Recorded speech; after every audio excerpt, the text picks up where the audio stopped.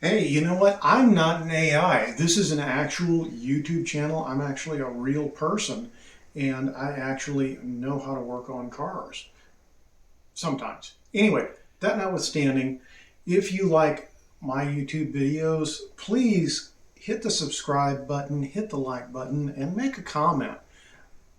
I'd love to hear your questions and comments about my videos.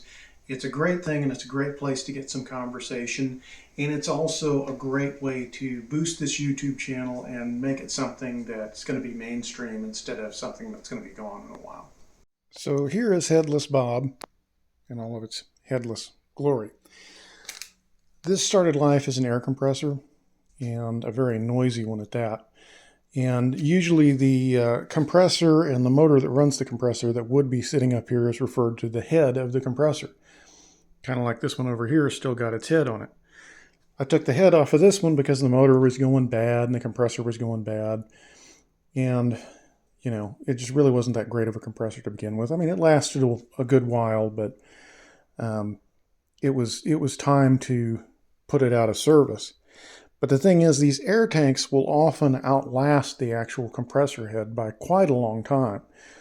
And I even looked into it. A lot of people get scared about their compressors exploding because these will rust out from the inside. They're going to do it. Water's going to condense in them. And these air tanks do have a lifespan. But I got to looking, and a lot of people had some really good recommendations. And they said if you're worried that your compressor tank may be rusting out, let all of the air out of your compressor, set it on its side, and then just take a ball peen hammer and lightly tap the bottom of the tank. They said don't hit it real hard, but just lightly tap it. If it dents real easy, it's getting thin and you need to stop using that air tank. If it doesn't dent, then you're fine. And then, of course, there's the extreme case. You might just tap it with that hammer and knock a hole right in it. So that's a good test, I would say. If you're suspicious of your air tank, do like that person recommended. Tip it over, bop it with a ball peen hammer in a few different places. If it seems solid, tip the thing back up. Don't worry about it. Be sure you drain your condensate out of it, on the regular recommended interval, and that's going to be your whoever made your compressor is going to tell you what interval they think it should be drained on. So that's always a good thing to follow manufacturer's recommendations. Now, what happened in this case is my regulator went bad, and I actually replaced it. But see the way this gauge is turned around? It's upside down to the way it needs to be. And so it looks like it's on. I need this needle pointing down like this when it's off. Even this one, I don't like the way it's turned around. The needle's pointing in a strange direction, and there's no pressure in this thing.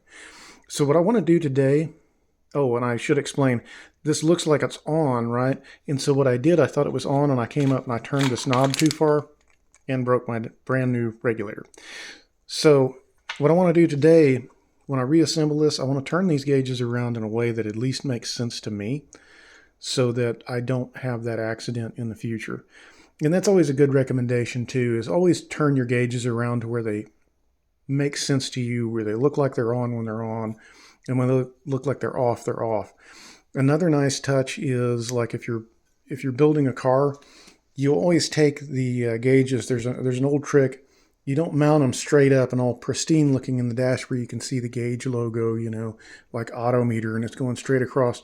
You'll take and turn those gauges in the dash so that when your engine is running correctly and within the range it should, the gauge should be pointing straight up or almost straight up. And that way, as you're driving along, you can just glance at the gauges real quick and say, hey, that gauge is almost straight up. I'm within my operating ranges.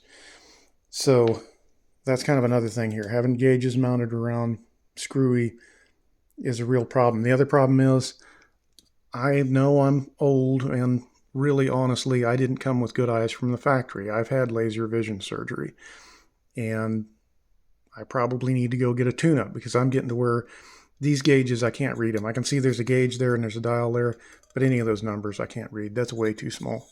So we're going to see if we can't fix that up and then get this thing aired up and then push it back outside, and should be ready to use whenever it needs to be used. And I've got a selection of old gauges that I've found here. And namely this one, which was actually on my air compressor when I bought it new. And sadly, it had been bashed during shipping. But as I remember, this gauge actually still worked. And the thing is, with my portable air tank, it gets left outside. It's a tool that's meant to be abused. So I really don't want to have to worry about bringing it inside all the time. So I don't want to put the nicest stuff I've got on it. So I don't need to really go out and buy brand new gauges for it or anything. I just need to get some gauges that'll get it up and running again so that I can actually read them. And the reason I'm worried about replacing the gauges that are on it is the ones that are on it are like this one here, or like this one here, or even like this one here, where it's just so small you can't read it, or it's so trashed you can't read it. So I want to get another regulator on there that will actually work. And then I want to get some gauges on there that'll actually work. But this gauge, since it's been bashed, I remember that it worked, but I want to check it and see if it works. Well, how do we do that? Pretty easy, actually. What we do, we connect these pieces together, and now I've got a quick connect on the end of it. So I can hook it right on the end of my compressor and just crank some air to it and see if the gauge moves. If it does, then that gauge is good enough for what we're doing here. So we've got our two gauges hooked up right now, or well, this one was already hooked up, but we've got our gauge that we want to test hooked up. What we'll do is we'll just crank the regulator and see what readings we get and see how close they both are to each other. So that is right on 40 psi, and this is showing me just a little bit below 50. So, without counting the tick marks, I'm going to say that's maybe, 45 psi or 40 psi, somewhere in there. So they're pretty close. This might be a couple of psi off, but it doesn't need to be absolutely 100% perfect for our purposes here. I mean, we're not airing up tires on a race car or anything like that. So within a few pounds is just fine. So really, I just need to know that I have pressure and that I'm kind of in the range that I need to be in for this situation. Well, that's too bad. On this project, I'm going to have to wait and get another regulator. Can you hear that sound? This regulator's leaking even when it's all the way closed. If I put my fingers over it, the sound stops. But just a second ago, this was aired all the way up to the 50, and it's already down a whole tick mark. So that's not going to work. So I'll just have to wait and get some parts later. So here we have our old regulator, which we're going to get rid of that because it leaks. And here's our new, hopefully not leaky regulator. But there is an issue with these regulators, and that is this little 1/8 NPT fitting here. I actually need the bigger size that's on these gauges, and a lot of these gauges I find have the bigger size instead of the 1/8 inch. But I found this, of all things, and bonus points for those people who actually know what this is, and I'll tell you what it is right now. This is actually for the oil pressure sender on a Chevrolet small block.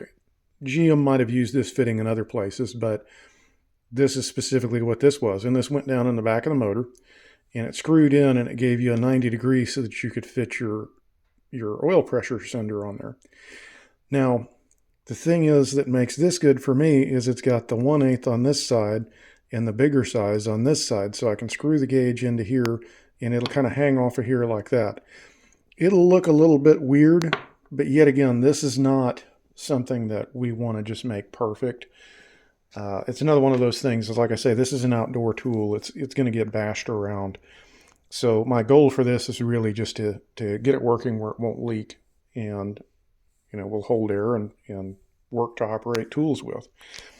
Now, the other big thing I wanted to mention about this, and a lot of people know this, but it's just good practice and it's good to mention.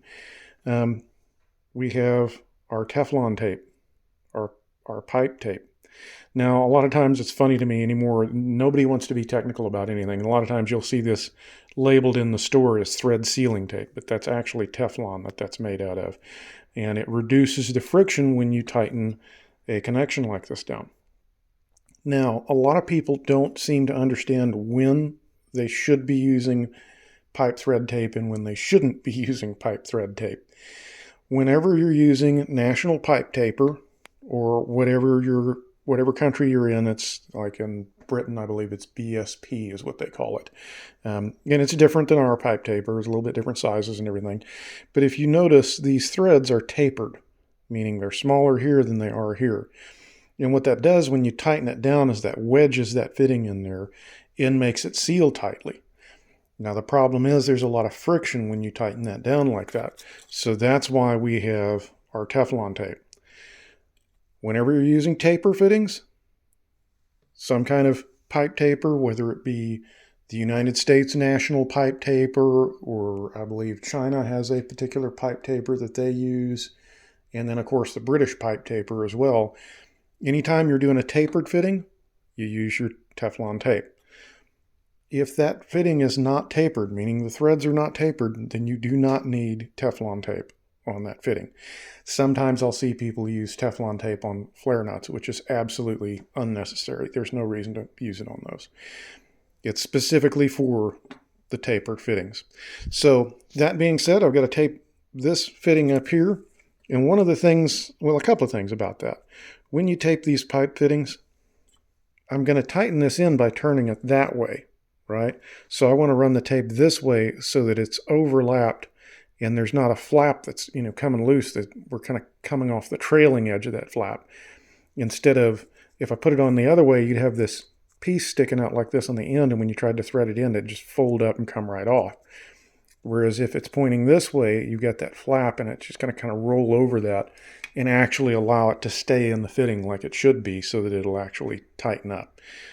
The other thing is with that, and I don't know where this comes from, I hear this with electrical tape and I hear it with pipe tape. 3 layers, meaning you go around 1, 2, 3, and you're good. So we'll do that. We'll put the rest of it together and hope it doesn't leak. Well, this is very frustrating. This is a regulator-shaped piece of crap. This is leaking like crazy. The minute I put any pressure to this tank, the whole thing just leaks. And one of the problems is it's just constantly shooting tank pressure out of this hole here where the gauge goes. And a lot of people would say, well, put a gauge in there and you won't have that problem. And you've got a point. But this is supposed to be measuring regulated air pressure, not pressure inside the tank. The way this is right now, if you put a gauge on here, is going to give you a measurement of the pressure inside the tank instead of the regulated air pressure. So from the standpoint of the gauge isn't even going to work on this, even if you put a gauge on it. If you get it in just the right spot, you can get the valve to close all the way. But then if you unscrew it too far, it starts leaking out of the end here because nobody put a stop in this. So really, really disappointed with that. It's very uncool. I'm going to have to see if maybe I can return this and get a refund. And if not, I at least need to give whoever made this just extremely bad feedback, because this thing's leaking just about everywhere it could leak. I mean, I could put the old regulator on there and it would at least work for a while. It would still leak down, but at least it would kind of work. So really, really not pleased with that. And in fact, I kind of need this air tank, so that may be what I do actually here is just go ahead and put the old regulator on for now. And it'll kind of work like that. And it won't hold pressure for very long, but at least it'll be working for now. So that's frustrating deals. Sometimes you get that. Sometimes you buy something that you think is inexpensive and it turns out to be garbage. That there, garbage. Do you all remember how earlier we tested a gauge? Well, I should have thought to test this gauge, because when I open my valve down here, we're going to see that gauge moves substantially. That one is sitting there deader than a door knocker. And it also leaks here out the bottom. So that is a dead gauge. So I'm batting 100 today. And just see what else I can do with this thing. Okay, you all can laugh if you want to. It's a mess. I'll look in to try and get another regulator and see if I can't make this thing better. But for now, what I've done is I've gone ahead and aired it up to capacity, because I want to see what the leak down situation is on this thing. I had it to where it wasn't leaking, and then I managed to break that other regulator. So now I've got this old regulator on here, which seems to leak a little bit. But at the same time,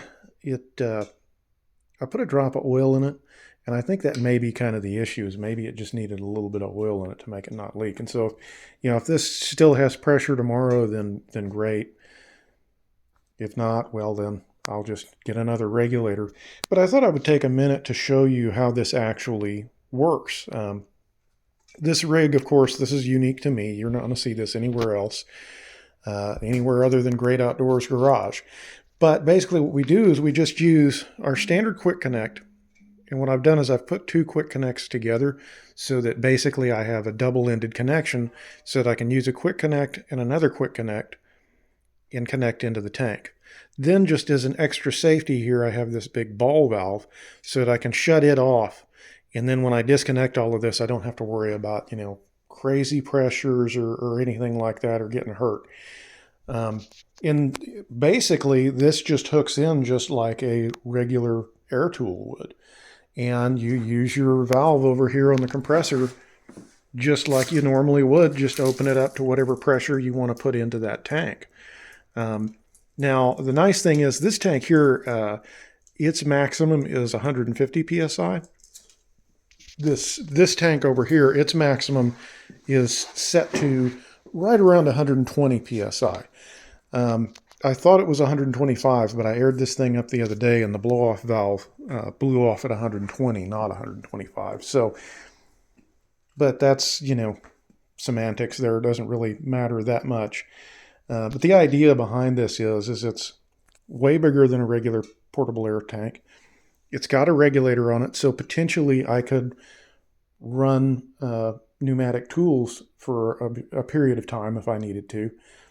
And so that's kind of what this is for when you're stuck out in the woods and don't really have another option, you can use this portable air tank.